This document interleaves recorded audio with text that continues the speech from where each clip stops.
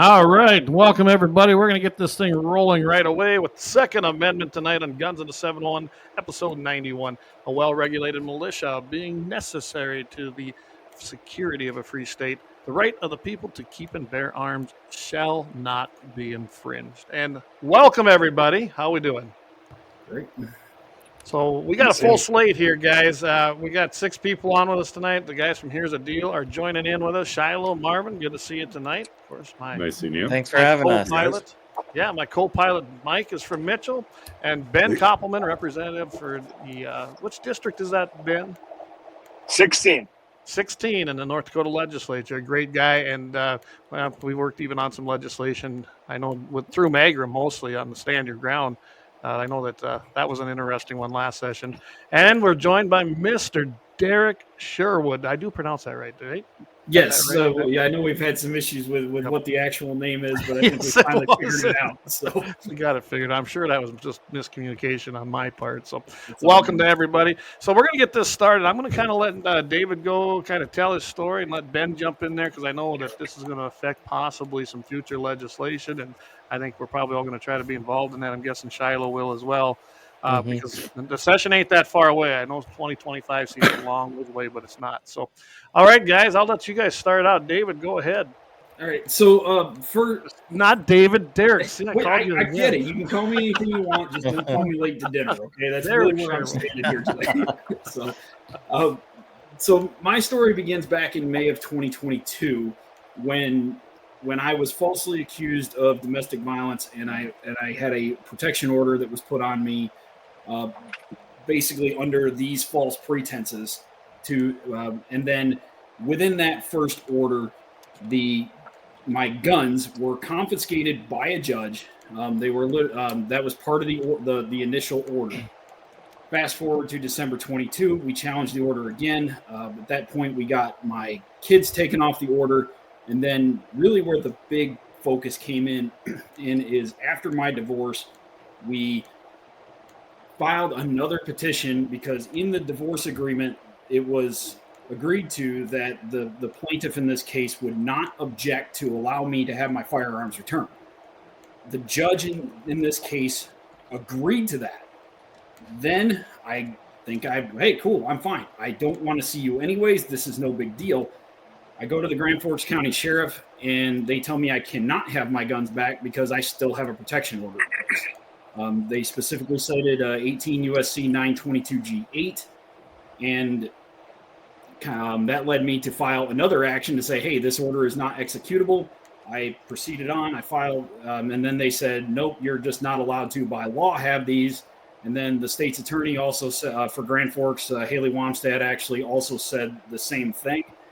Nope, we're just not going to give them to you. They will not. They are still to this day holding my guns in the Grand Forks County Sheriff, even though I have a court order saying that I'm allowed to have them under North Dakota Century Code 6201. It is allowed to restore my firearm rights, and that's part of the reason why it brought me here today. But I also appealed this, and the North Dakota Supreme Court also said, tough crap. You don't have standing to challenge North Dakota Century Code 140701 4G. And basically I've been without this, even though I've had an agreed order to get my guns back, and they're still sitting in the sheriff's office at this point. Yeah, that having standing thing, and then you and I talked about that last time we were on the phone, and a guy does run into that. That means, guys, basically you have to be in trouble already. Correct. That way you have something charged, you go, and then you have standing in court. Otherwise, they're basically not going to hear it. And that's kind of what the Supreme Court, that was the North Dakota Supreme Court, right? That basically said that. Correct. Yes.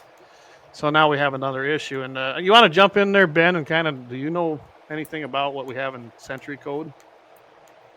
Well, and please let me know if my signal starts to get sketchy. I'll pull off somewhere. But anyhow, I don't really know why this was able to be upheld. I did review the federal rule that he's referring to, and that the Grand Forks Sheriff referred to, and it appears that. Oh, we lost Ben.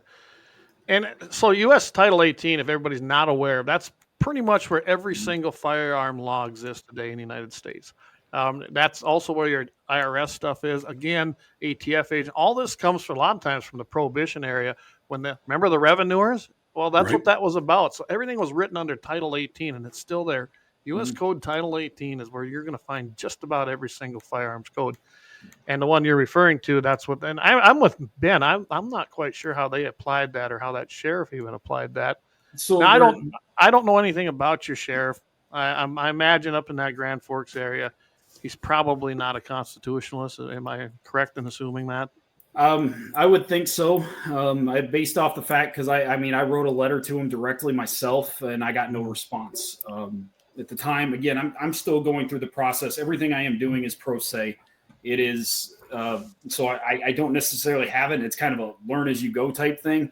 Right. Looking back, I wish I may have actually taken. I wish I could have actually should have actually taken the sheriff to court on this. I really wish I did. It's kind of late at this point for me to do that, but the point being, I think what is going on with this, and I think what Representative Koppleman was trying to say was that what 922, 18 USC 922 cites is that they basically regulate possession. They do not necessarily regulate confiscation. And that is my challenge. Was my challenge in the Supreme Court as a facial challenge was that the North Dakota Century Code 1407-01024G is confiscation. And somehow they challenged this basically, and I'm going to say this, they took Phil Axe, the Solicitor General's amicus brief is what they call it, and they picked it up and they read it to the letter. The Supreme Court failed to look at the actual case. They never looked at it because they looked at me as a pro se and they looked at this and they did not care. Go figure. Go figure. I'll figure on that one. So, that's why I said I figured he probably was not a constitutional sheriff. And of course. And I can tell you Haley Wamstad's not either. And I'm more than happy to call her out on this podcast because I would love to hear her explanation. So, you probably won't get one. Go ahead, Ben. Yeah, I pulled off so I'll make sure I have a stable signal here. But what I was saying about that federal rule is that it's a triggering rule. So it's a rule that hinges upon a triggering event in the state. So if the state says you lose your firearm rights, then that rule says you can't have them under federal law either. But if that is rescinded, then you've lost your triggering event, at which point I don't think that rule holds any water. And that's one thing that I might research on this. I might actually reach out to that state's attorney and find out what the triggering event is on a rule or a ruling from the state that no longer exists. Yeah. Oh, absolutely. Yeah, that's kind of where I was at too when I was reading on that, Ben, and it kind of I guess I came to the same conclusion you did, and I think we probably need to clear that up and see why it went down the way it did probably. One thing I'd like to know, and I'll ask this of Derrick. See, Derrick, I know your name. Thanks. I see this is going to be a running joke for the whole podcast. After 2 years of them, doing this, and now, thinking that they're not going to answer your emails, they're not going to answer your letters to them, the sheriff that is. I have a question. Maybe you need to have the judge who cleared you of this and said that you can have your guns back, have the sheriff show proof that those guns still exist in their property. Yeah. Because I got to tell you, I'm a little conspiracy theory when it comes to that, but I sometimes think that some of our law enforcement officers, especially our non-constitutional sheriffs out there, are a little shifty. And so maybe we need to check to make sure that those guns are still in their possession. I would love to see if they are. And kind of tying all this together, we can make this case even more crazy. Is one, North Dakota Century Code actually does allow for a restoration of firearms, right? 621020.1. All right, that whole Century Code, it allows felons to have their rights restored. So that kind of gets into what Representative Koppleman was saying about triggering events. Mm-hmm. Felons can get it, but why can't people with protection orders who just had their rights restored? Nope, doesn't matter. It's still restriction. But kind of getting into the sheriff, these firearms were not actually taken from my home. They were not turned in by me. They were turned in by a third party. Right. So if you really want to throw this for a loop, these guns were already removed from the house. by somebody. I'm trying to avoid some names. No, that's understandable. But they were removed to a neutral third party's home and then confiscated from that home. So if 922 G8's goal is separation, why were they still taken by the sheriff to begin with? That would be my question. Yeah. What grounds did the sheriff have to take possession of those? Because that can be a legal slippery slope for a sheriff as well. If they have to be responsible for those guns, if they came into possession of them from a third party and said these belong to Derrick, not David, and then the question is, why would a sheriff want to have possession of those guns? I mean, it's one thing if they just said, we're going to keep an eye on you, Derrick, and if we see that you have your guns back when you shouldn't, we're going to step in. But it doesn't make sense to me why they would do that from a third party. I know a lot of the sheriffs I talk to, I mean, they would be very, very reluctant to receive a gun from somebody, and if they did, they'd be looking for the rightful owner or some way to not have that in their possession longer than they had to. Yeah. I mean, and that's I wish I knew the sheriff better. And like I said at the time, going through this, I mean, I've never been in trouble in my life. I mean,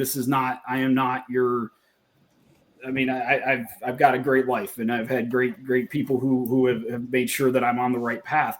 And that is not, and to say for this sheriff and this county sheriff to tell me that I cannot have my guns back when I literally have a court order saying so, just because some state's attorney thinks this isn't how it works. And I would like to know where the state's attorney gets that authority, because I can trace this all the way back to basic high school. Last I knew, state's attorneys don't have that kind of authority. That's a judge's authority. And the judge allowed me to get my guns back.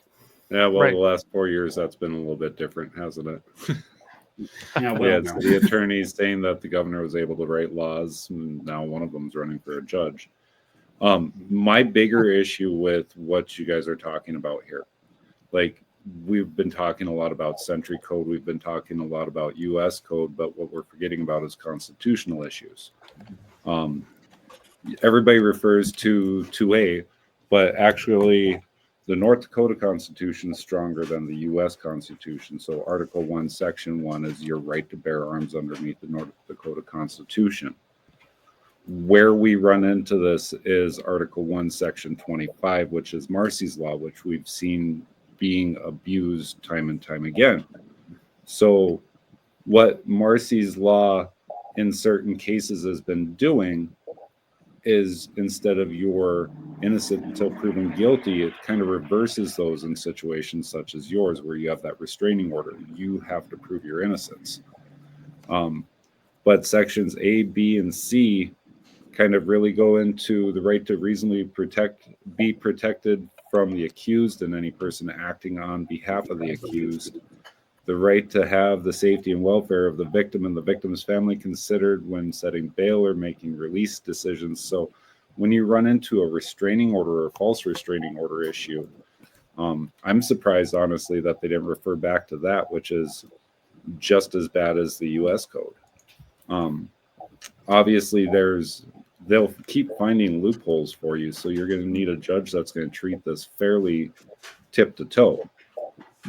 So just 2 cents to look at it, because Century Code is one thing, but when you get into the Constitution, that's not exactly something even our legislators can change. That has to go back to a vote of the people.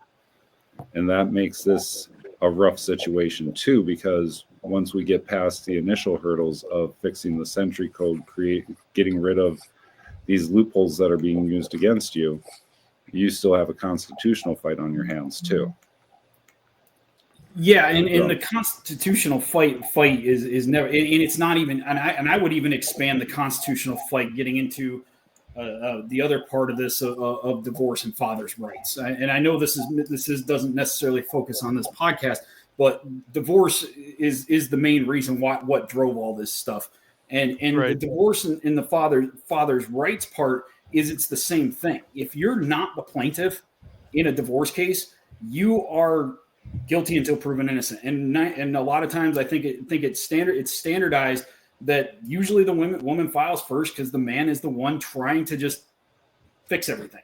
And then that's just the natural dynamic of men, and trying to make sure that hey, I built this. I'm still trying to build it. It may be broken, but I want to fix it. But and then getting in, also pulling that into child support and even motions of contempt. I would even borderline on that. Getting into things that are, because when you get a motion of contempt file and the judge shows an order to show cause. That order to show cause basically says you have to prove why you're not in contempt. That's not innocent until proven guilty. Not even remotely close. So I think the court systems in North Dakota, and I would even expand broadly beyond that, and I would say that court systems are generally rigged towards plaintiffs. Now I know there's a very small case of women that probably are guilty and innocent until proven guilty, whatever. But I do think in divorce and family court and specifically civil law, it is rigged against defendants in general. Well, I can tell you even just a little bit. I have had experience with this with buddies and friends of mine, and even family members. Is that I didn't see it in North Dakota. I thought it was in North Dakota, but I know like in South Dakota, as soon as a divorce is filed, whether it's by the lady or by the man, there's a temporary protection order put into place on both of those people, and it's just as bad there. And not every sheriff enforces it, but they do. I guess go and try to take your firearm. I always, when someone calls me, I like make sure every firearm you have is someplace else. If this happens, make sure of it. And you're right, Derrick, that a lot of times it seems like the ladies will file. And everything I've seen, including all the way down to my sister's divorces, she seemed like she got a lot of preference. And I'll be honest, I thought she was in the wrong and should have lost the kids. But they went to her because the court always leans. They also, and she turned around and she filed a protection order other than what the state of Wyoming at that time had on her, well, it would have been her husband and became ex-husband. And I mean, that court went after him and destroyed him out there in Gillette. And a lot of things that happened there. Yeah, I mean, he had his issues, but I don't think he got a fair play at all in it. Well, they and exasperated it seems like I it. hear that a lot. They exasperated it by going against him because they made him guilty before proven anything else. So I mean, it goes to that point, and I think Marvin was going to say something there a second ago, or it was either Shiloh, but yeah, it's just it's an unfair rigged system. Yeah, jump in there, Shiloh, if you had something. Well, yeah, I mean, it's just kind of piggybacking off what you guys have said. I've had friends and family too go through divorces, and that's exactly my thought too. Is it isn't right on what happens a lot of times, and obviously every case is different. So, but yeah. it's just. I'll throw this comment up here. Keith O'Donnell jumped in here, and Keith's a good friend of mine. He's an Iraq war veteran, actually injured over there, and we can go down that whole road some other day. But he's like, preach it, brother. He goes, dads get screwed. And I can tell you, Keith went through a horrible divorce. Yeah. Where we saw some of this and some of these things we're talking about that have happened. So, I mean, there's probably some things to look at legislatively there as far as to what can happen within divorce cases. Ben will probably have to jump in on something like that. But I'm not real familiar with North Dakota's divorce laws. I guess I should probably get more of that. So, way. I mean, one of the biggest factors that kind of like getting into the main topic of DVPO and guns. Okay, you take your DVPO, you get a restraining order put against you, and then you get your guns taken away. Well, then that factors into that drives the whole thing of the divorce. I'm going to interrupt you quick. Why don't you explain to everybody what that is, because not everybody's familiar with that. The DVPO. Yes. Explain what the DVPO. Correct. Yeah, the domestic violence protection order, which is which was what we were alluding to before. And basically, they are a civil protection order that is placed on you. You don't get a trial by jury to get this against you. You don't get it's a civil case, and based on preponderance of the evidence, which is just slightly above 50%, then you get a protection order and you lose your guns. Those things drive the divorce when that happens.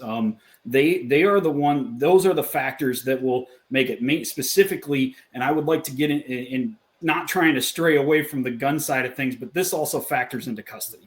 And custody is really the biggest thing. Custody of the children, custody of everything. Specifically, the North Dakota's best interest factors of the child, which are how they determine who gets custody. And specifically, one of those is factor I, that specifically states any finding of domestic violence. And if you lose that factor, your whole case is done. So these DVPOs are incentivized at this point.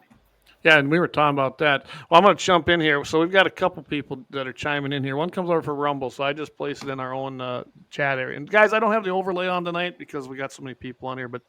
And I know who this is. He says, I dealt with this myself a few years back. You always have to be leery of red flag laws, and that's very true. Forget about fathers' rights. There's an entire industry built around subverting those, definitely in North Dakota. And I know that you and I, Derrick, talked a little bit about this, especially with the incentivization as to what basically the kickbacks is what I call them. And it does create, even though we don't have a red flag law in the state of North Dakota, this creates a red flag law because they could come in, you have to prove yourself innocent, and they assume you're guilty and treat you like a criminal. Am I wrong? Yeah, and that's driven around Title 4D is what it's called, which basically is and there's also Title 4E, but basically Title 4D and Title 4E are what the federal government says that a state has to have a child support program, and those effectively are what incentivizes courts to maximize child support, because under Title 4D, the states get a kickback on that, and it's 63 cents on the dollar. So for every dollar of child support that North Dakota collects, they're getting 63 cents on the dollar. The question would be, I think that would be asked, was where does that money go? Well, that money goes to the Judicial Retirement Fund. So now you have an incentivized jury to maximize child support and bring about the most money they can. And the maximum number is 25%. Anything at 25% is going to be maximum child support. So now you have an incentivized jury because, I know I want to retire, but that's how we're going to get paid at retirement.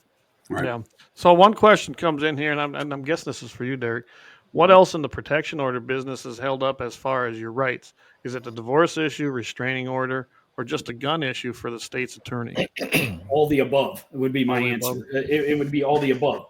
This restraining order has, the biggest things is my rights to parent. That has been held against me. It's held over me. It's still being held over me.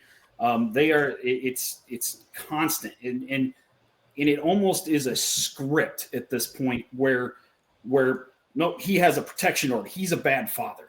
Well, let's not forget the kids are not part of the protection order. But so why should that be held over me? Yeah. Right. Kids are not part of the protection order. I mean, they were initially, but the opposing party agreed to drop them off. So let's talk about fear. Let's talk about that fear is the only thing that a court needs to drive this.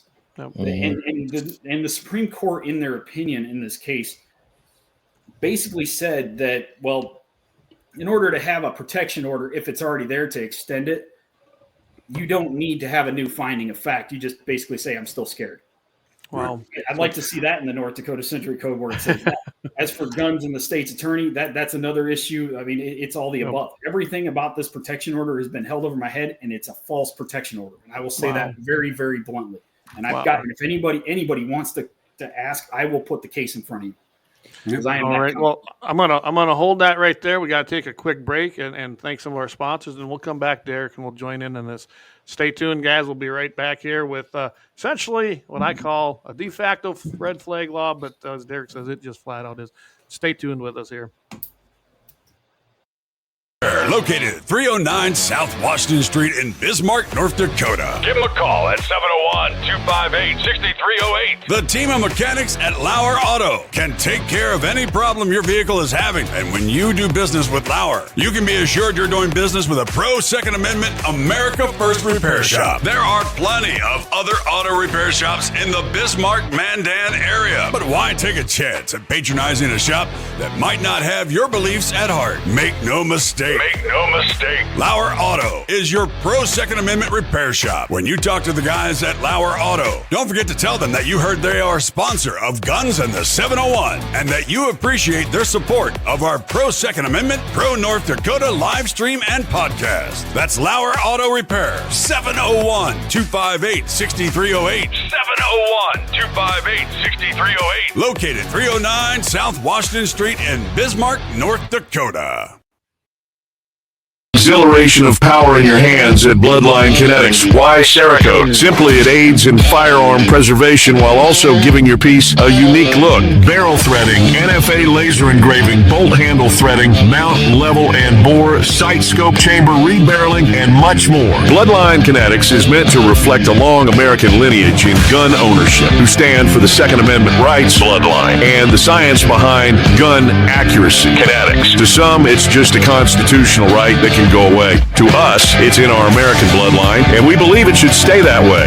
Here at Bloodline Kinetics, we understand that hunters, sportsmen, women, and gun owners should have a quality firearm. Stop and see us at 2008 Morrison Avenue 2 in Bismarck, North Dakota, 58504, Monday through Friday, 8 a.m. to 5 p.m. Call 701-390-7997.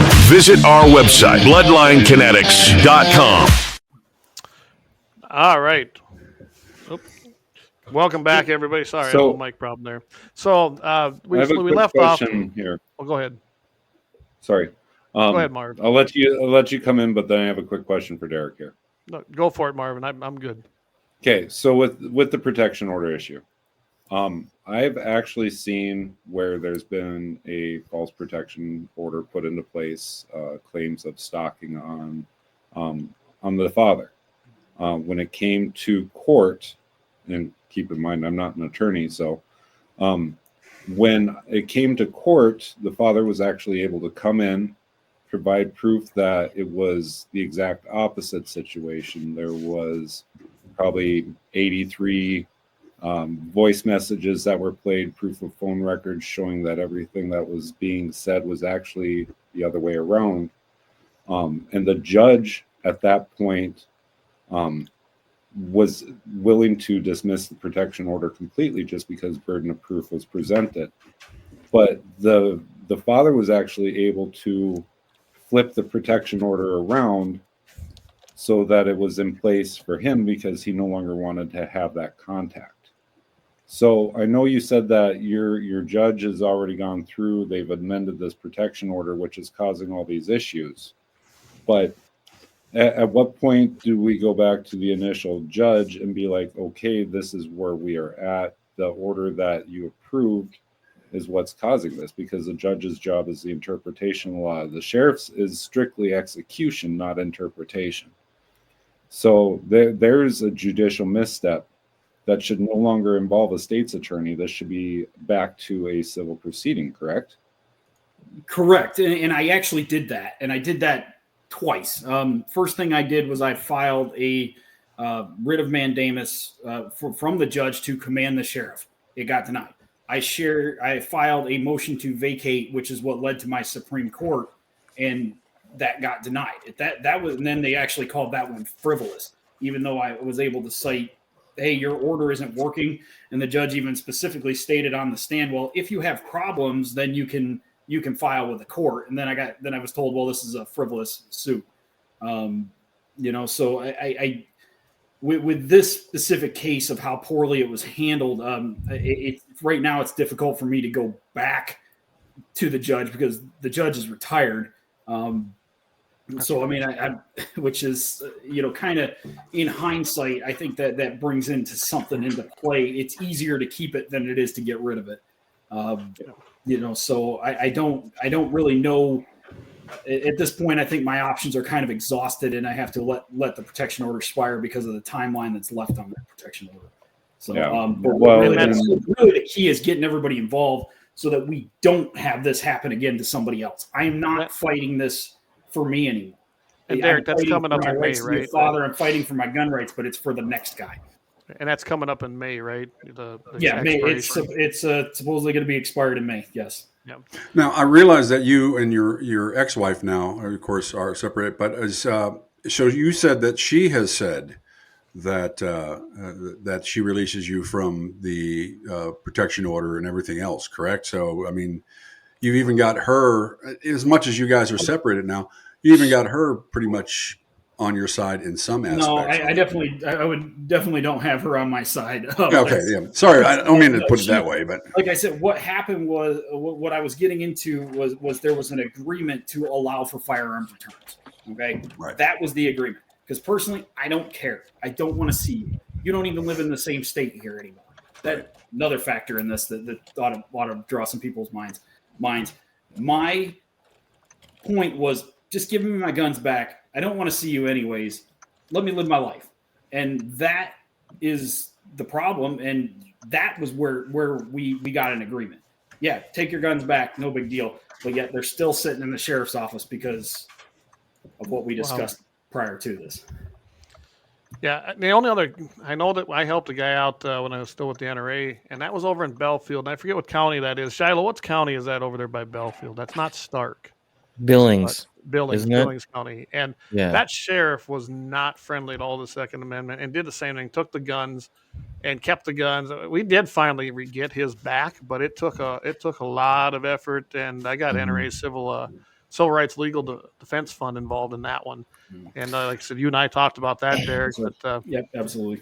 I think they got. Well, it sounds like to me after visiting with them, they got a lot of battles going on right now. So, and yours is coming to the end, so that's probably why they're probably not going to do anything at this point. But I sure wish they'd have got involved earlier. But yeah, Ben, we got you back online. Have you caught any of this? And do you have anything to add to this? Well, I think I just lost video for most of it. I heard the audio piece of it, and I think the question. I understand that Derrick doesn't want to have this happen to someone else. The question is, what's the path forward? How do we make that happen? And I think we have to examine the use of a federal rule, possibly not even possibly not even a law, but a rule to essentially supersede the court system in North Dakota. I think that's a big problem. The state's attorney is hired to deal with state law, state issues, prosecute state law breakers, and not to sidestep state law when it's convenient, when the federal law does what that person would prefer. And so I need to dig into that and kind of get my own feel for that. I mean, I believe everything Derrick is saying, but try to understand their perspective, even if I don't agree with it. Right. Because understanding those that are against you are key. Mm-hmm. Absolutely. If you don't understand where they're coming from, it's hard to mount a defense against them. It's just that simple. So yeah. One of the problems with and Ben would probably know this as well, is when you try changing laws like this, when you try changing statutes like this, you end up with that whole blowback against you that you're against protecting victims and you're protecting women. And that's the stuff they always throw out at you when this is going on. And it's not the case in this situation. And I bet you it's not the case in some. Now, in most, probably, but not in this situation. And with that in mind, I mean, you've got to think, you've got to go case by case, doing blankets over everybody on this stuff. And I wish that we could probably get some of the constitutional sheriffs in North Dakota to write a letter to that thinking about the attorney, the state's attorney, and say, you know what, the proper thing on this, now the court has said X, is that you should release those guns back to him. And that should be the standard. And so maybe it's one of those things where, like you said, Derrick, it needs to be bigger than you. And maybe we need to see about kind of a grassroots on that and say, you know, it needs to be a blanket policy.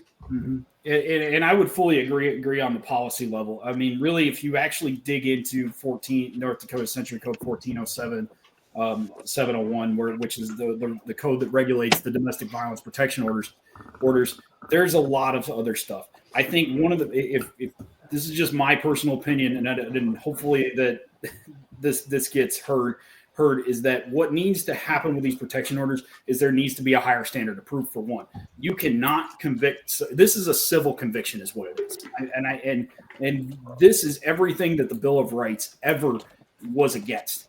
It is a backdoor deal to convict you. And what happens is when you're convicted this way, you don't get a jury trial. You don't get the right to an attorney. You barely get the right to remain silent, because if you remain silent, well, there's a protection order anyways, because it's preponderance of the evidence. I would be borderline pushing this to, one, make the whole thing, rewrite the whole law to say something to the effect of, we need a jury trial for these protection orders. Maybe not necessarily beyond a reasonable doubt, but definitely at a minimum clear and convincing evidence. And, Right. and that would be how it needs to be worded in the bill to get the judges to actually see this. Because even if you have clear and convincing evidence, if there's criminal charges in a case where they have domestic violence, and in my, they're gonna need to protect that criminal case, and that's from a legal standpoint, because it's either, well, we could throw it all out there at the DVPO, but then there's that anything you say can and will be used against you. Mm-hmm. But then you're still screwed. So I'm going to take my Fifth Amendment right to protect my criminal case. Well, you still got the protection order, and you're still convicted. And and then even if you don't get convicted in the criminal trial, it's nothing. It means nothing, because you still are convicted. Yeah, sure, maybe you're not behind bars, but you can't have your gun rights. Say you in a case where there's somebody who lives in the same county, if they may get you kicked out of your house, which is that you own. I mean, I'd like to see where that's constitutional. It goes so much further beyond gun rights, and gun rights is the main focus of this case. But it's the whole entire Constitution in these things that are getting, I would say, getting stepped on. Because you're not, yes, you have a hearing, okay, but is it really due process to lose constitutional rights when you don't have a jury trial, when you are not judged by 12? Well, that would be the question to ask. Go ahead, Ben. Well, I was just, to build on what he just said, I don't see what taking gun rights away really has to do with someone's feelings where they feel threatened by somebody else. I mean, yep. If you had even preponderance of the evidence, if the preponderance had to be that you're a threat to use a firearm, that might be even that burden might be okay, because they'd have to have some demonstration that you've made threats with a firearm before, or you've assaulted somebody, or done something with the use of a firearm to say, and this is why we think they'll do it again, or why they'll use that as something to get back at somebody else. The other question is the no contact order or the restraining order, is it of any value? Is it worth the paper it's printed on if you're worried about what somebody has in their possession for a weapon at home? Because if the order actually keeps two people apart, then who cares if they have weapons, because they're not together. And so it really doesn't show much faith in the protection order process if they also need to take someone's guns. Right. Absolutely. Yeah. I mean, because I think we all know that criminals are going to do what they want to do anyways, and they're not going to care if a piece of paper says no. Well, and one of our commenters on here, and I know who he is, and he said, then you just buy guns where all the criminals buy guns. You don't have to give up your guns just because of silly law. Well, he makes a great point, though, there. He does. Just because they did this to you, criminals are still criminals, but you're not a criminal. Right. So what is, like Ben said, what is the objective here? In all reality, what was the objective here? Because you're not a criminal. You did nothing wrong. Yeah, we got issues. I can tell you what the objective is. The objective is leverage in the divorce. And Absolutely. And it is scripted. Like if you were to go back and pull other court cases, specifically mine or other ones, you will see that lawyers around the state are using protection orders to gain leverage in the divorce case, and it is scripted, because everything if they get a protection order, they do not have to argue the case. They don't. Right. It is a script, and he has a protection order. This finding of fact is the way it needs to be, and that's the other portion of this is the divorce. The divorce is the why protection order happened. So even if there was, you could even tie this into another situation of, say there isn't a divorce, there's still leverage somewhere. It's leverage, it's control, and I'll even go as far as say it's manipulation. Manipulation, and they want to instill fear. And I don't, and I'm probably gonna get in trouble for saying this because I've dealt with this in 2 different states, Wyoming and South Dakota. Not my own personal stuff, but friends and family. And it is strictly to put fear into mostly the man, the husband, and the woman can make any accusation they want without any evidence, and they're going to just boom clamp down on him. And that's to put fear into that husband to submit. And that's exactly what that is. And that's what's happening over here in Rumble in the comments too. Creed's Corner's glad to have you on there, and he says you're 100% spot on. He talked about how too many sheriffs don't understand their actual duties, which is true, and that the Supreme Court, you'll have to go to it. I told him you already went, and well, that was a loss at the Supreme Court. So that probably goes back to what Marvin was talking about. We need to get back to what the North Dakota Constitution says about Second Amendment rights, and then that's just reinforced by what happens at the U.S. Constitution. But none of them do it, and they don't care unless you have the money and the will or the knowledge. It's hard to fight it. Anybody else want to jump in on that? So just a couple things. I know I've been kind of quiet so far, but just a couple things. And we talk about this quite a bit on our show. Let's start with the sheriffs. I don't know that there's too many constitutional sheriffs in this state. I could maybe think of 3. I think that's what we came up with when we had Dr. Frank here and we were talking about sheriffs that would stand up for our rights as far as the elections are concerned when we were trying to get them involved. Because a lot of them think that they answer to the state's attorney. I mean, we've had... Which they don't. Correct. They don't. But a lot of them think that they answer to the state's attorney. When we were going around the state doing these town halls and different things, there was a few of them that the Sons of Liberty had up by north of Minot and stuff, and their response to all this was they had to check with the state's attorney. And when you do talk to your local officials, that's usually the first thing out of their mouth. So the second thing that I've been thinking about since listening to all of this is are we sure that they even have the guns, or did they destroy them? Are you going to get them back? Yeah, or whatever the case may be. Again, if you think these concerns haven't been on my mind, they have. Yeah. Because what the law says is they're there for safekeeping. If I find out that they destroyed my guns, they're going to be in for a world of hurting, and I will put that out online because I will put them into court so fast because the law says for safekeeping. Okay. How many guns are we talking about? Just out of curiosity. At least 10. At least 10 guns. A lot of them family heirlooms. Yeah, really, and that's the saddest part is they were passed down guns. I think that maybe out of the 10, there was 4 that I bought myself. So and a lot of them are very old guns. And if I find out, I will take them back to court for that. Well, yeah, you got like Grandpa's service revolver. You got all that stuff. I can only imagine. Yeah. Sorry. No, it's something. All right, and this case is. This case is something. That's all I can say is I've seen a lot in my 37 years. I don't think I've ever seen anything like this. Nonetheless, live it, Yeah. Well, and what Shiloh was saying here earlier actually brought up a point that I've been discussing with other people too. We have the Attorney General's office. We have the governor's office. We have all these elected offices where this responsibility can move up to a statewide figurehead. And half joking, half serious, we've been talking about it for a while with a couple different people, is why do we not have a statewide elected sheriff? Like the top sheriff for the state, where these smaller, where our counties, that sheriff can communicate with somebody sitting in the Capitol. Because, again, your sheriff is your most powerful form of law. So why don't we have one figurehead that can walk over to the AG's office, one figurehead that can walk over to the Secretary of State's office and be able to get faster responses? Because it seems anytime a lot of people have told me this, like they get a hold of their sheriff and they'll say, we'll look into it. And you never hear a Nothing response.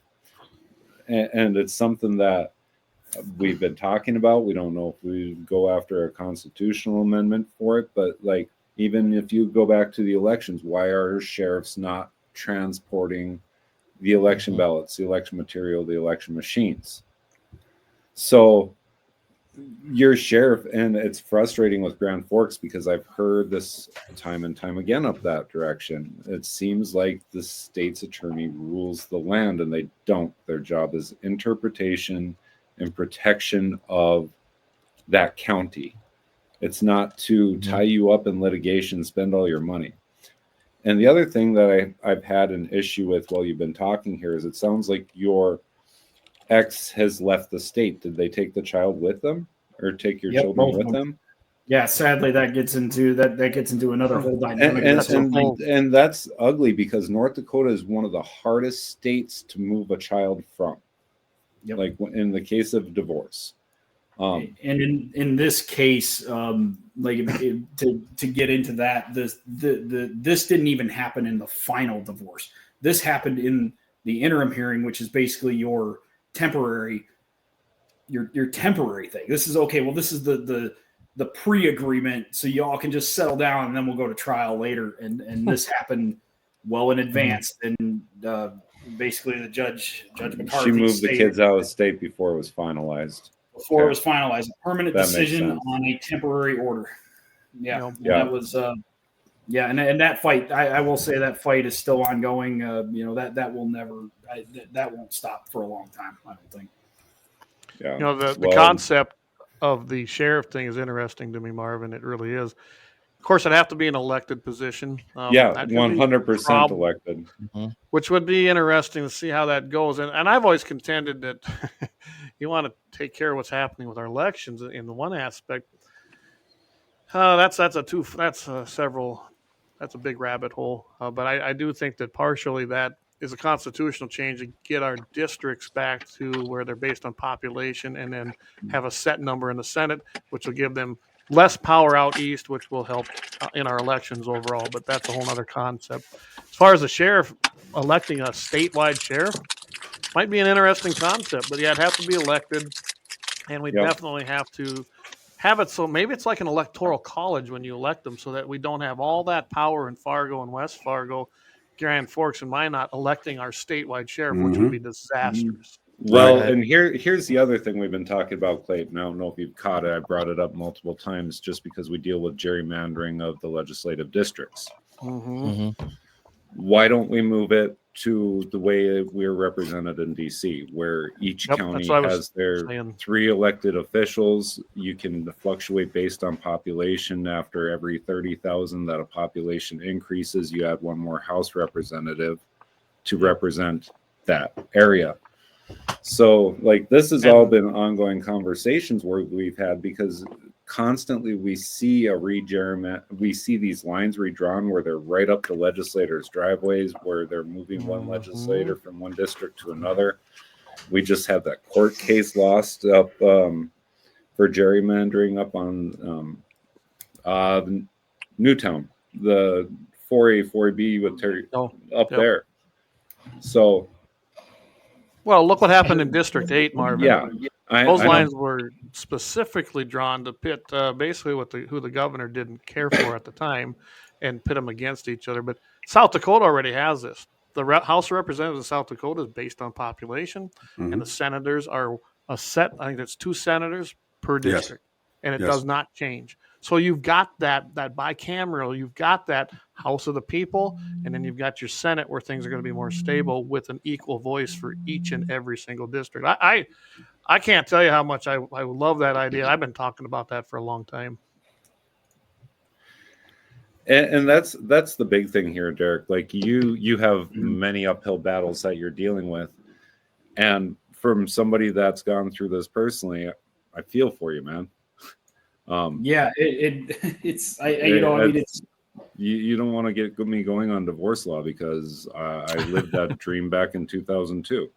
I would love to have you get going on divorce law, because anybody who can say something else No, other than what that's how we have hour and a half all shows. for it. So. Yeah, that's how we have hour and a half shows. That's how we have hour and a half shows.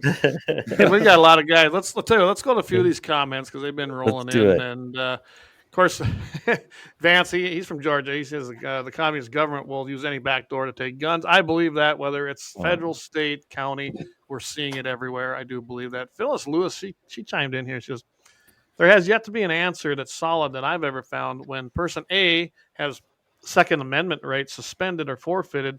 Person B that resides with person A, why, if true, is person B's rights also taken? It's a good question, I guess. I'm telling you right now, I've seen this. I've relived it, not myself as far as going through divorce. I've lived it with family members and friends who have been faced with this in other states. It's not a lot different. You're assumed guilty, not innocent. They come in and they use these orders to basically red flag you. That's what it is. It's a red flag law without having it on the books. And it's a direct violation of the Second Amendment. If you don't have something that is on the books that retains to it, then the Second Amendment of the United States Constitution should be the default place you go and say, nope, this is not. And, honestly, I can see an avenue with the new Bruin decision with historical use. I really could see an avenue at a federal level or challenging it in the federal court saying, wait a second, there is no historical use for these protection orders to infringe on the that's Second already Amendment. there. I don't mean to interrupt you, but that's already there. Okay. 922 G8 is actually being challenged by Rahimi versus, or United States versus Rahimi, which came out of the Fifth Circuit Court. Basically, just to give you some background about that case, in the Fifth Circuit, they heard the case, and on a rehearing, they said, no, 922 G8 is unconstitutional. Just to give you an idea how much the government cares about this law, once they got that ruling that say, no, 922 G8 is unconstitutional, they filed a 2-week waiver to get this into the United States Supreme Court. Because there's a requirement where you have to wait 2 weeks and then you can file. They filed a waiver. They were granted their waiver. And then with that case, they argued that back on November 7th. There still hasn't been a ruling on that yet. But if you're anywhere into court and you're into firearms rights, I highly recommend you listen to this because Elizabeth Prelogger argued a very good case. Not saying I agree. I'm just saying she did very well versus Matt Wright, Rahimi's attorney, where it seemed like the court was very skeptical about overturning this law.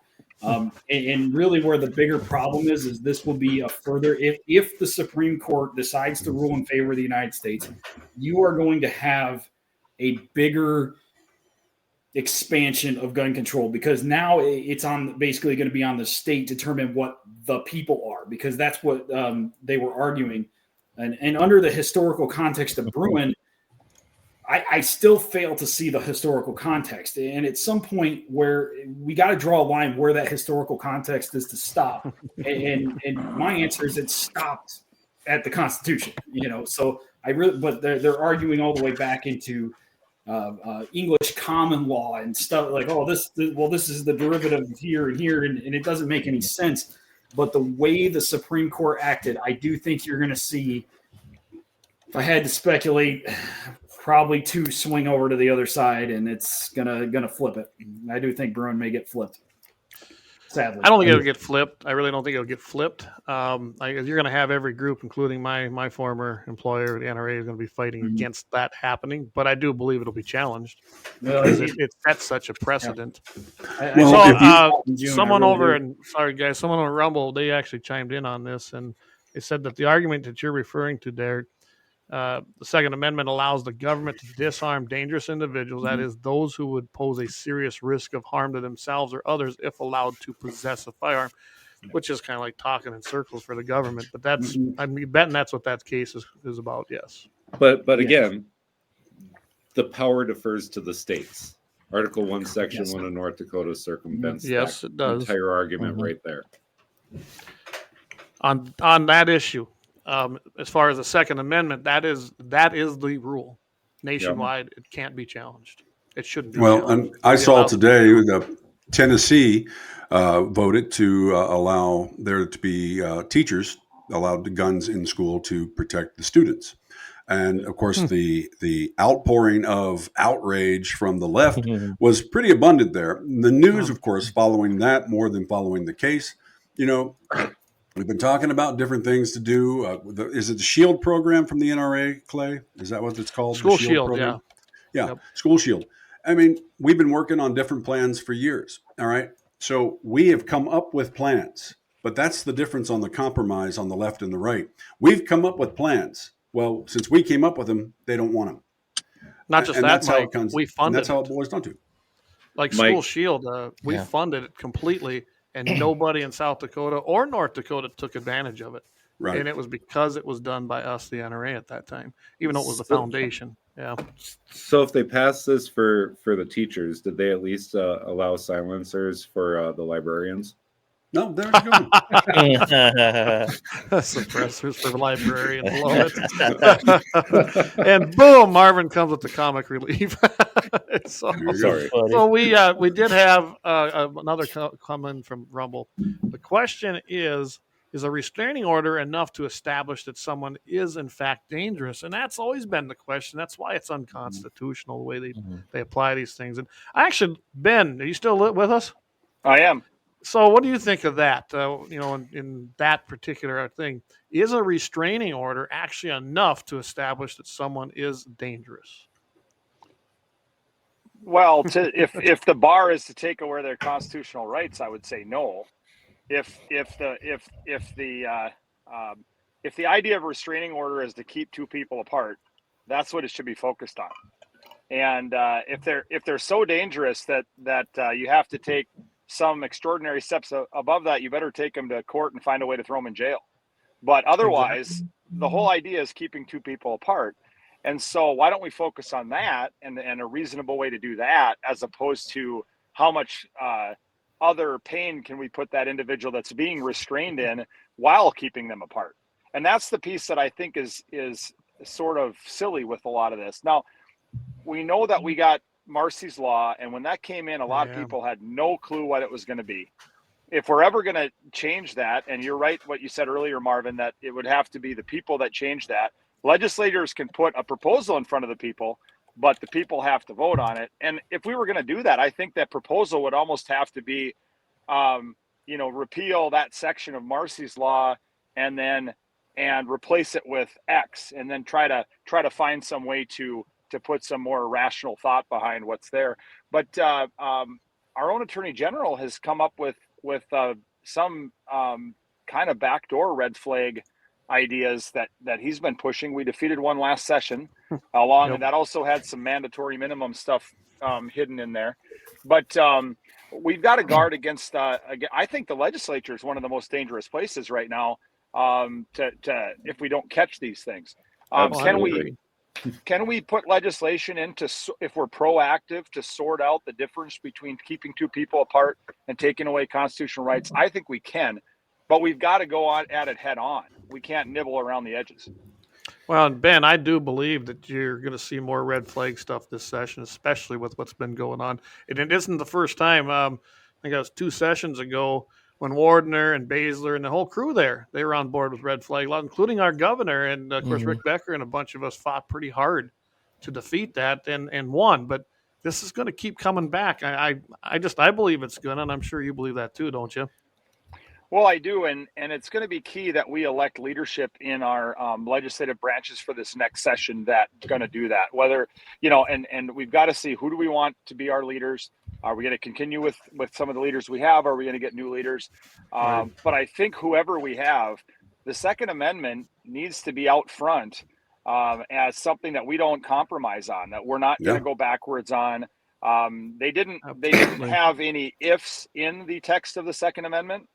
And That's so, right. or only if, and I think I when I look back at the founding of our country, I didn't see them wasting words or missing words. And so that's what we got to focus on. But if it's sort of like a kind of a sideline thing for some of our leaders, and we're more worried about funding for this, that, or the other thing, then I think we're that's not what we should be focused on. And I really hope that that we put legislators in the body this year that are strong Second Amendment legislators, so that we can support leaders that are strong Second Amendment leaders, and then maybe we can be proactive on some of this stuff even more than we've been able to be. Absolutely. So Ben, I have one quick question here. When it comes to the protection orders, because obviously not everybody's innocent when these things get put into place. Mm-hmm.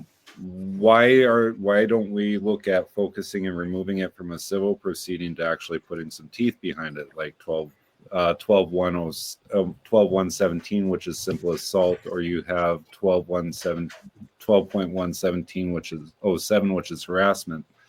Like, if this person has legitimate fear that they're going to be harmed, we should have a police report filed. We should have reason, and until the court hears on it, we should have monitoring instead of just using it as a civil proceeding to remove. What Marv, I think, says on there is at when different ones trigger at different levels, then of course we react differently. So triggering effects need to be put in there. But and that's the thing is, like, with protection orders, I mean, a Class B misdemeanor pulls a gun, correct? A Class C, you're fine. A Class There's B triggering pulls events a there. gun. Yep. As to what they're charged with. Yeah. I don't know if all B misdemeanors do. If domestic violence or isn't involved, or if there's not, there might be some failure to misdemeanors register your vehicle. I don't think all. I don't believe misdemeanors do in cases outside of domestic violence, but I could be wrong on that. Yeah, because I mean, but anyway, I can actually chime in on that a little bit. Actually, there's another type of guys. I want to hold that. Let's come back. We need to take another break because we've actually run long. So let's take one more. We'll take a break here, and then we'll come back to that. And Derrick, you go ahead and respond to that. Okay. Sure.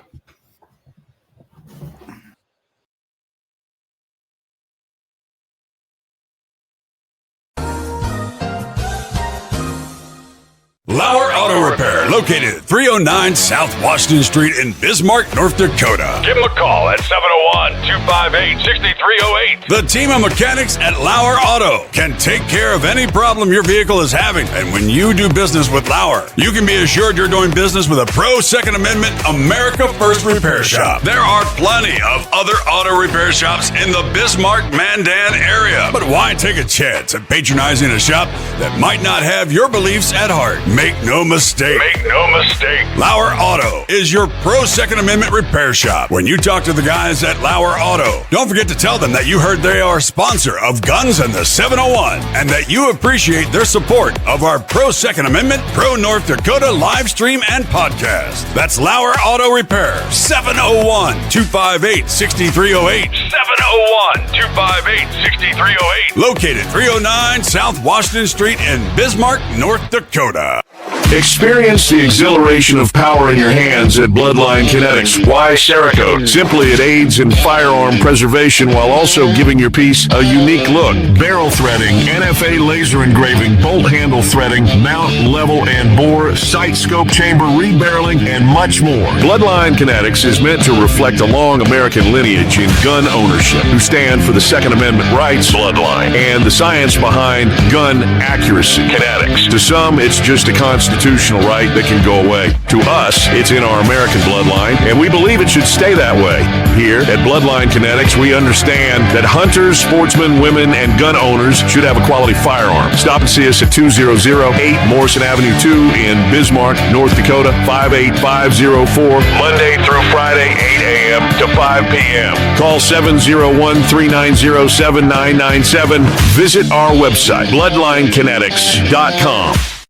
It's every American's right to bear arms. At Mandan Sporting Goods, we're here to help you support your Second Amendment rights, which reads, a well-regulated militia being necessary to the security of a free state, the right of the people to keep and bear arms shall not be infringed. Whether you're looking for a pistol for personal defense or collector gun, we have the staff to help you. We also have the area's largest inventory of ammo and reloading supplies. Mandan Sporting Goods, the area's local gun and ammo specialists.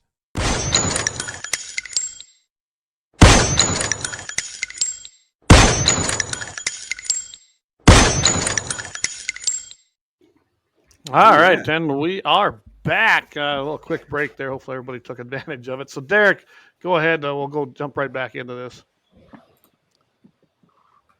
Oh, we lost audio. we lost audio, Derrick. Okay, sorry. There we go. Bump the button. So okay. what I was saying before your sponsor break there, there is another type of restraining order, and it's called the disorderly conduct restraining order. And it really what the difference between the two is the threshold. Like whereas domestic violence has protection order has to involve an intimate partner, a disorderly conduct restraining order can basically be anybody. And what's the key to both of those? They can take your guns and they're both of them. Yeah. So, but where I'm getting at is like, why do we have that civil one hanging out there? I mean, it's up to legislators to make the laws. So did we put this on the books so that we have this civil one? Where is that buried in century code? You know, like if it's that serious, like if you're scared somebody's going to hurt you. And I've seen people, I have friends who have had their SO walk straight through that piece of paper. So like I've seen the ugly side of this. So don't think I'm against it. Yep. But why do we have a civil proceeding for it? Why? Because I mean, the sheriff delivers it, do they not? Or the city police? Yeah, the sheriff delivers them to you. Yeah, they deliver your temporary order, which also gets your guns taken away too. Can also get your guns taken away too. So they deliver your temporary order, and then 14 days after that, you're required to have a hearing. So they run these through in 14 days. That is not enough time to prepare. That is not enough time that's barely enough time to get an attorney. There's a lot of things that happen because because whoever's filing this has the jump on you, and it's the same process with the disorderly conduct restraining orders. So it goes back into control and leverage. And when you're running it through in 14 days, that you don't have time. You absolutely do not have time to prepare to gather up because half the time you're excluded from your house during that temporary restraining order. So even before you go to court, you are already guilty. You're excluded from your home. You still can't have contact. Half the time you can't even talk to your kids at that point.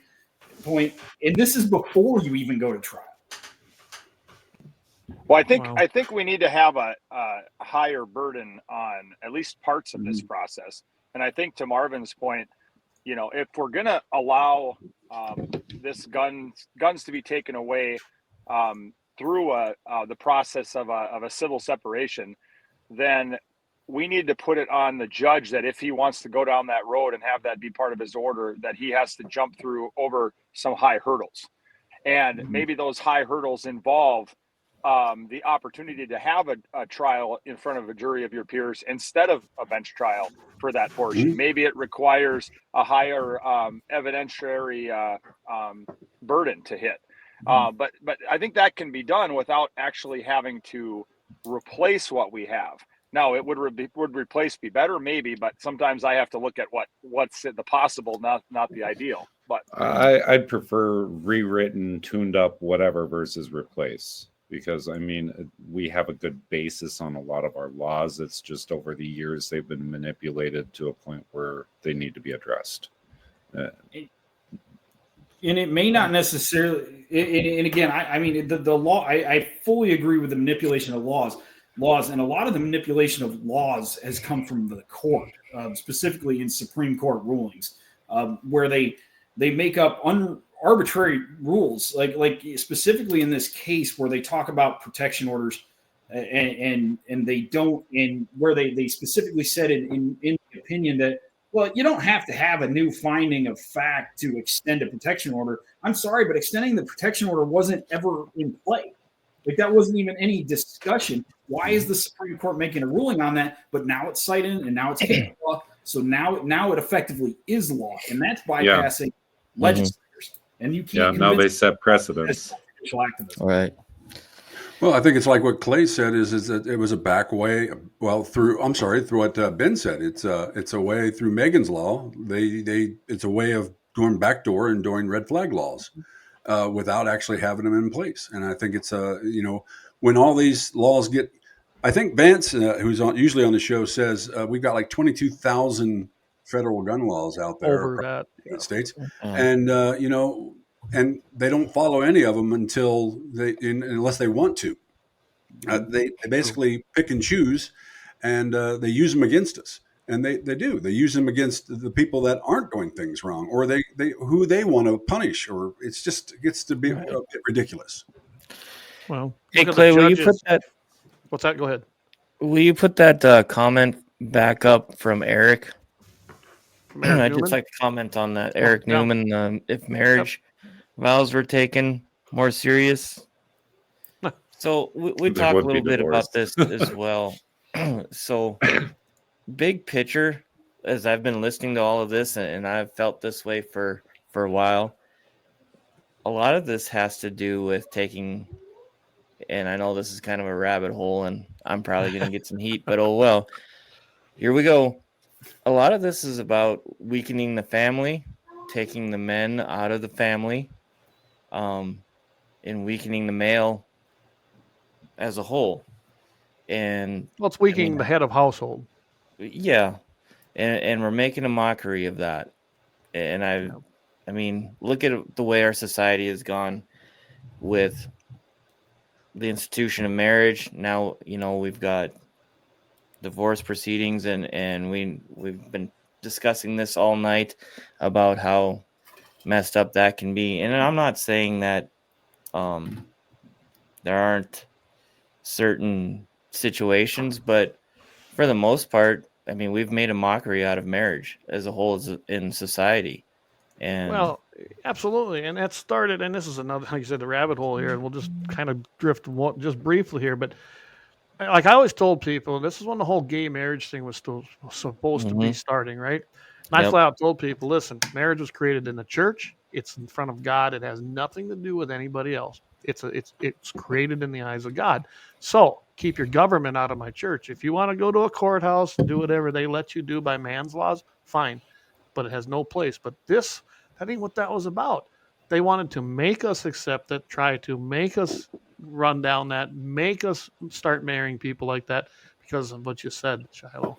They wanted to destroy that family unit and the sanctity of marriage, as well as having a head of household and a family structure as we know it as Christians. And that is probably the root of a lot of this. Mm-hmm. And here we are. If you think of it, I mean, it started way back when they first actually, and again, this is down a rabbit hole, but it started when they put the TV in the household and just kind of gradually went from there.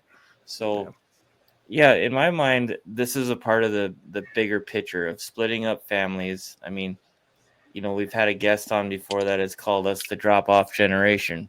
When you have your kids, pretty soon you're dropping them off at preschool or daycare, and then it just goes from there to you don't see them until they're 18, and then you send them to college.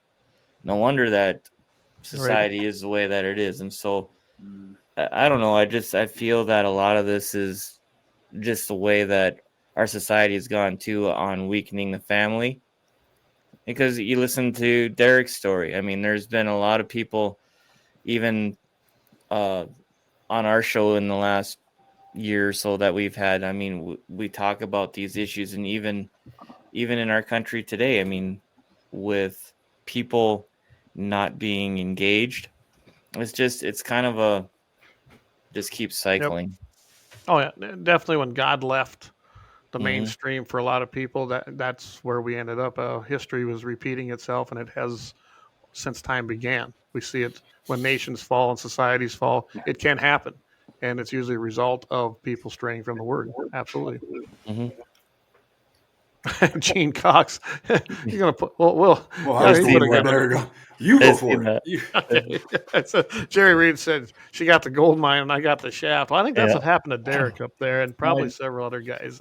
It's not just me. I mean, and I know that. I mean, specific. I mean, I've you don't understand it until you go through it, and that's really the honest truth. I mean, I have had family members to go through it, but and you're kind of like, well, that's not my business. But then you realize maybe it should have been my business, and I mean, I've seen it with a lot of people at work, and where they've had to go through it, and you're like, okay, not my business, just want to remain neutral. But at the same time, now that I'm going through it, I look back and I wish I got involved, because you look back and you see the things that were happening. It's the same thing.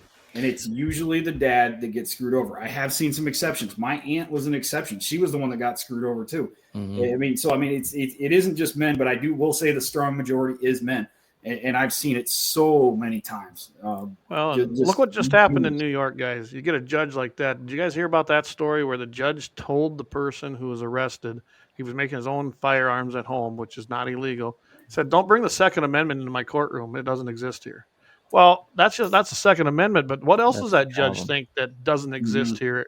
And that's a judge. That judge should be disbarred. Should be gone. And that judge should be up on judicial charges herself, because that goes and flouts right there to the Bill of Rights and everything that our country stands on. So it makes no sense that she hasn't come back and at least tried to apologize about it, because that's what you should do.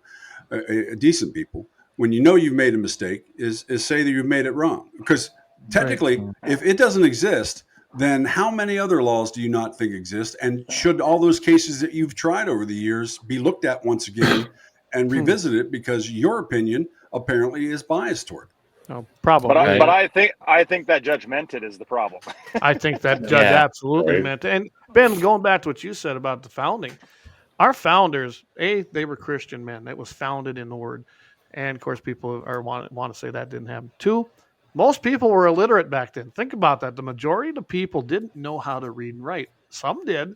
So they made it as plain English and as more understandable than they could ever imagine. Everybody was supposed to be able to understand it. So the common man could read it and interpret it or understand it. Yeah, understand the rights they had. There's nothing to be written into it. There's nothing to be interpreted into it. I get pissed off when I hear the Supreme Court saying, "Well, we're going to interpretate the law or the Constitution." No. Your job is to interpretate the laws that were passed from the branch of the legislators and see if it's constitutional and upholds the Constitution. That's their job, not to interpretate the words of the Constitution. But one of the things that we miss, I don't think we miss it, but I think is missed in our discussions, is we forget that the Constitution wasn't the foundation. It was the foundation for our laws and what we like to talk about.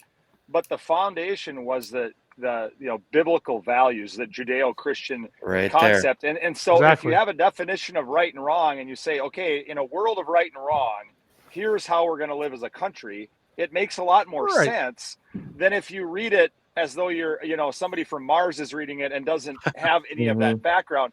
And once you separated God from society, like you said before, but more specifically, I believe God from schools. That's when it changed, because it was, that's where the secular culture took over a couple generations. It was all about taking it out of the school and replacing it with some relativity in right and wrong. The bull jive that we got going now. Yep, absolutely. No, I can't agree more with that. So we're getting close here to the bottom. I like to keep these at about an hour and a half. Is there anything that you want to put out there, Derrick, or anybody else before we have to sign off tonight? First of all, I just want to thank all y'all for being here and listening to the story and giving me the opportunity to speak on this platform. I really, really want to help start fighting this, and this has got to be taken out of the hands of the court. We need more legislators like Representative Koppleman here, and we need more people like that who are willing to stand up for this stuff. I like I said, I'm very thankful for this group, and I'm very thankful for the networking I've had to get in here, and I'm definitely thankful for all y'all and listening to this. And I can't thank y'all enough for having me on here. Well, you can thank Kit, because she's the one that told me about you. Too. If I could give a couple of shout outs, definitely Kit Brennan. She's been a great help in all this. Good lady. To get me into this network, and then also Mitch Sanderson too. He's another person who I've definitely been a big help in my legal struggles. Just getting people, just this network I built. Charles Tuttle's another one. He's been a big help. And I'm just thankful for all these people who've backed me. And I know I'm missing people, but I'm just thankful for everybody who stood behind me on this. And I'm going to keep going. And definitely thank you for everybody here. Well, we appreciate you coming on, Our pleasure.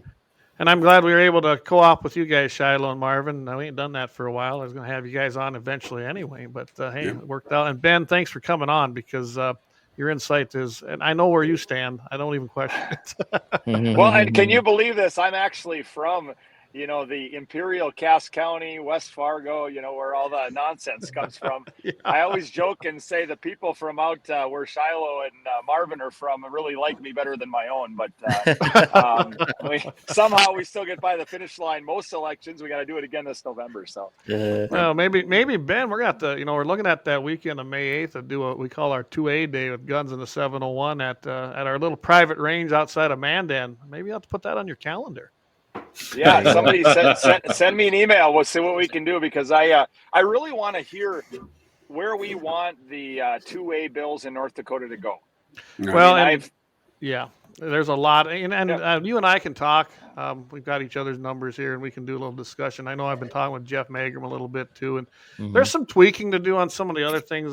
Basically, constitutional carry is a big one for me, and I want it to more emulate what I accomplished in South Dakota.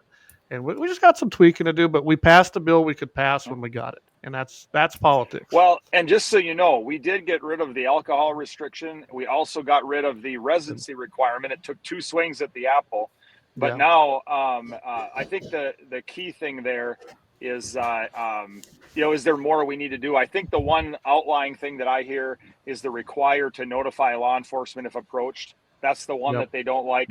I don't know if there's many other flaws that people have pointed out to me. I want to see it. I want to see it just like South Dakota and Wyoming's, where anybody, you don't have to be a resident of this state because your rights shouldn't end at a state line. I'm not sure you do have to be a resident now. Do you after the last tweak? We'll have to talk about that.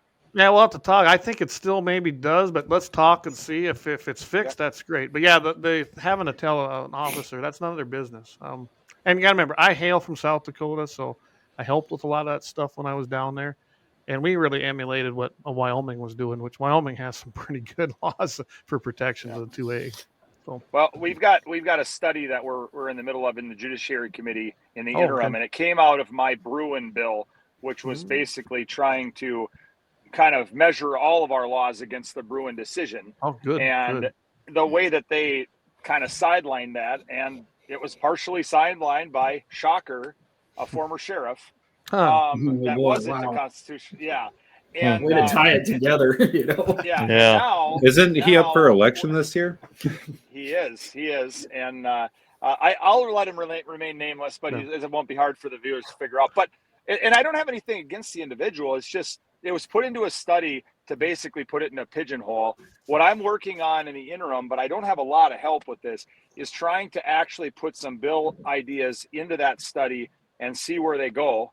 And really, one of the ideas is if we're going to have a kind of a Bruin intended outcome for our laws, maybe we need to, if we're going to allow some level of restriction, because I think that's the only way you get it past the finish line. Then you say, okay, what's the scariest places for people to be armed? And I think the first thing you do is say anywhere that people can normally go without somebody unlocking a door for them or escorting them into there should be fair game. Now, you don't get to the back part of the police station without an escort. You don't just walk through and go. But you might get to in the lobby so you can report a crime. So up until that door, anybody should be able to be armed. It's the public square, essentially. Well, and so I'm trying to figure out how to tie that in, because right now we restrict all government-owned and operated buildings. Yeah, and that's just way too broad. And also another one is there's a little piece in there, but it has to do with public gatherings. And I fought with at that time it was Stenjum on public gatherings and being armed. Now, we used to do Friends of NRA events. You probably heard of them. Some were quite large in the state. They kept saying we couldn't carry because it was a public gathering. And I took it, we got our lawyers involved. I wish we'd have went to court on it so we could have set precedent. But we basically argued and we won it, I guess, or at that time Stenjum dropped it. But we said, no, this is a paid event open to the public. It is not a public, basically gathering in the sense of public. We got those removed, though. So when I came into office, there was about 6 things that defined a public gathering. Political events were one. We got rid of that. See, and that shouldn't be. That shouldn't be on there. No, and we took out. So I think I can't remember in the last rewrite if we got rid of the term public gathering, but it's defined very narrowly now, and it talks about publicly owned or operated buildings, and it talks about I believe high school sporting events or school sporting events, and there's a couple other items, but it's fairly narrow. A few more of those could go away, but let's say we're at 95% now. So good. I also have another idea, especially in light of what's happening with gun-free zone challenges. And I know the Montana case had a little setback, but it's still got a good premise, and I know they're going to still run with it out there. And that's that Metcalf case. If that goes all the way and I know it's going to probably end up in the Supreme Court eventually on a Bruin decision, most likely. So my question is do we try to pass legislation now that says if that is overturned and gun-free zones go away, then that triggers, just like our abortion bill, triggers the fact that then schools are no longer gun-free. And that's just an idea I had. But I believe under state law, we can already get rid of that. I don't think we need. I mean, the challenge is. Well, the challenge is does the schools have historical precedence? That's what you'd have to make the case on if you're going to allow it to be upheld under Bruin's context. Well, a lot of schools had kids, they brought their rifles with them to school. Well, right, hanging on the gun rack in the back of the pickup. Well, I'm talking even when it's settled out here. It was a one-room schoolhouse, a country rural one, and they took and then they probably hunted rabbits on the way home. Heck, my own grandfather talked about that up here in North Lemon. And when that was kind of common, and they'd hunt all the way back home walking. Well, one other, I believe we also fixed the law. Can you hear me? Mm-hmm. Yeah. I think it looked like I was frozen for a sec. I think we also fixed the law in terms of schools, where we limited it now to within school buildings. It used to be tried to be school grounds, and then there was an exception but it doesn't apply to your car or something if you're on the school grounds, that sort of thing. Well, I think we've limited it now to the buildings. So at least when you drop your kid off to be indoctrinated at school, you can you stay armed. You don't have to park across the street and escort them to the door. Well, Ben, now we just got to fix, just like they mentioned earlier, the registration when you fail to register your car. And we all know about Luke's issue there. And Ben, we were talking a couple weeks ago about Colorado trying to tweak their laws and everything, where there was basically it was going to be where even if you had a gun in your vehicle legally, and you were transporting it and you passed in front of a school or court or whatever else, of course, you were so many feet close to them, that was going to count as they could have reason to pull you over because you had an NRA sticker on the back of your car or something like that. And any reason to pull you over. And they were saying, well, since you're in that zone, you're breaking the law. So that's what they were trying to push over there in Colorado. So it's those little laws they're trying to tweak left and right in every state that are trying to infringe upon us. Well, and don't get this wrong. I mean, we did not get rid of school grounds, which essentially by extension removed what you're talking about. That didn't happen by itself, and the liberals out there that are anti-gun did not want it to happen. I think in some of the times we've made changes that they maybe aren't real on the ball on. They don't realize that we just improved. I like to use the word restored more of people's rights that are infringed. But I'll tell you that even the stand your ground bill that we got through. Number one, I'd never called it a stand your ground bill at least not that I know of, in public. Well, it was no duty to retreat, and Magrum got a wild eyed over on the right, and I did the thing on the other side, and they were already looking right, and we got it. You realize I was working with Magrum on the other side over there, and he called me up one night. He goes, "Hey Clay," he says, "Ben wants to do something here." He says he doesn't like the name of it, and he wants to kill the bill. And then he told me what was going on. I said, "Then kill the bill. Let's get the one we can pass." And I know Jeff was up in a little. He was excited, but we got it through. And I actually went and testified. I don't remember if you were in the room there when we were testifying on that, but I'll tell you what, I was so happy to see that get through. And I couldn't believe the Catholic Church lobbyist was up there lobbying against it. I kind of got him afterwards and kind of embarrassed him pretty hard. But anyway, Well, Yeah. you know what? You know what? I know a funny story. I tried to. I did several iterations of allowing guns in churches, and right now it's still an opt-in, and I would like it to be an opt-out if we're if we're gonna further change that. But the way he killed my idea, or at least partially neutered the idea, narrowed it down a bit, was from a Catholic perspective. He talked about how asking if you had an opt-out and then the church had to put some sticker in the door or whatever that said you can't carry here, that somehow would defile the door because the doors are sacred. After all, Martin Luther nailed his grievances to a Catholic church door. Yes, he did. Like, yes, he did. Oh my gosh! Did the Catholic lobbyists just use Martin Luther as the reason to not have guns in churches? That's funny, wow. isn't it? Oh my goodness! But I'm actually a good friend of his, but we just don't agree on that issue. So I flat out afterwards. Luke was sitting there. I walked over to him, introduced myself, and we talked. I was like, I said, you got, and he did. He read some great scriptural passages, which I was familiar with, which had no relevance, and he was trying to use it to circumvent, not in the case in the context he was putting them through. And I flat out told him, I said, all the morals and things you're preaching, I said, I'm not against. But I said, maybe you ought to fix your own problem with your priests in your church before you start dictating whether I need to retreat and have a duty to. And I said it loud enough to everybody there. Everybody's like, Luke, I thought Luke was going to spit his drink out because he was like, I can't believe you just said that. Well, I've said the same thing. That went around the whole Capitol that day. But I said the same thing to a few around here. We get a lot of people that want to, get up in the city council and whatnot and preach about whatever is going to be, within 500 feet of a church and this and that. And I'm like, when you start paying some taxes, then I'll care what you say. But until then, you got no skin in the game. And I know that irks some people. But for me, it's like, we've got priests and nuns and all that stuff around here that don't pay in anything. And but they all got an opinion. But they don't pay into anything. They don't pay for our roads. They don't pay for this. And I get a little sick of it. So I'm one of those people that likes to kind of I guess you would say chastise them a little bit when they get up to speak. Yeah.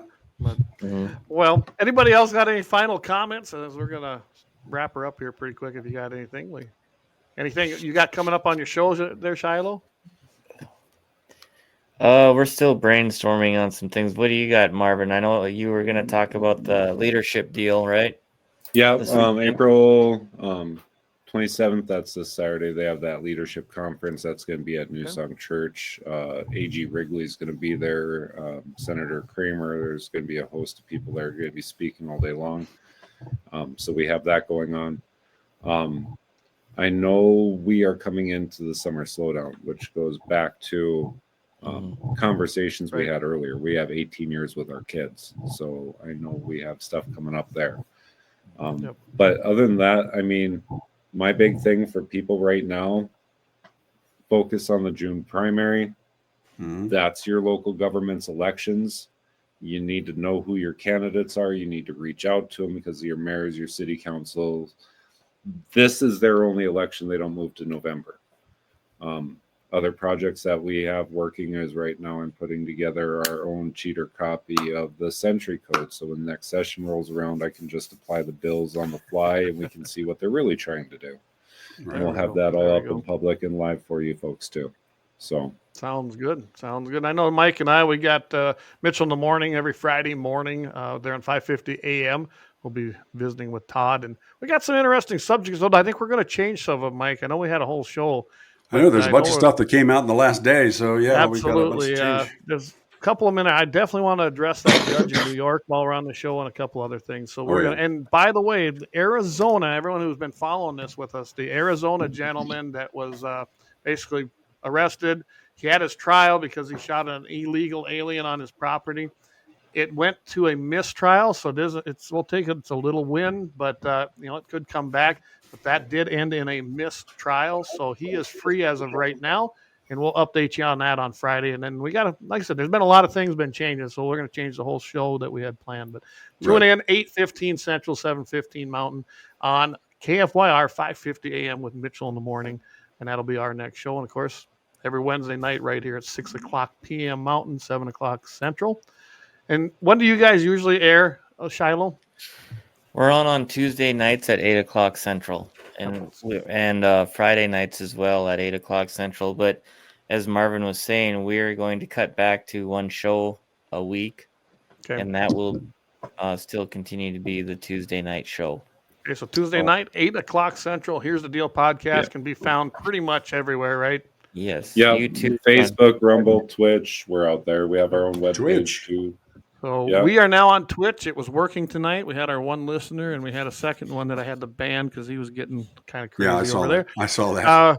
We're on Rumble. We are on, of course, Facebook and CommyTube. Just think pretty much everywhere, along with our website, gunsandthe701.com, although you can't comment from there, but we did have listeners on there tonight. And then, of course, over on X, Elon Musk. Real quick before we go here, Clay, Donna Magram posted on our side of it through Facebook. She says, Clay, it looks like you may need some guns. That goes without saying. Well, I got a sampling behind me. I should show you the rest of the room. Anybody such thing is too little. Tell Donna to say hi to Jeff for me, okay? Yeah. All right. Yeah, we're simulcasting, so she'll hear you. All right. Ben, again, thank you. Appreciate you coming on. And hopefully now I see the sun is setting, so hopefully you'll make it to Sioux Falls before it gets dark. No. But I'll be driving for a while. Okay. And Derrick, again, thanks for sharing your story. We're going to probably have you on again, especially after that order goes off, because I want to see if you get your guns back. And if not, I'll be more than happy to anytime you want. Maybe some of us can help you out on that. I don't know, but let's see what happens after that order expires. So, yes, sir. And Mike, I'm more than happy. Anytime you just give me a call. We're ready to rock and roll here. All right. Well, appreciate Mike. Stay on afterwards because I want to visit you with you a little bit. So. All right, everybody. What's that? Take care. Where was I going to go? Where would you go? Yeah. So, all right, everybody. Thanks for listening. We'll see everybody on Friday morning at KFYR 550 Mitchell in the morning, and again on Wednesday. Thanks again for tuning in, and hopefully you learned something. Talk to you all later.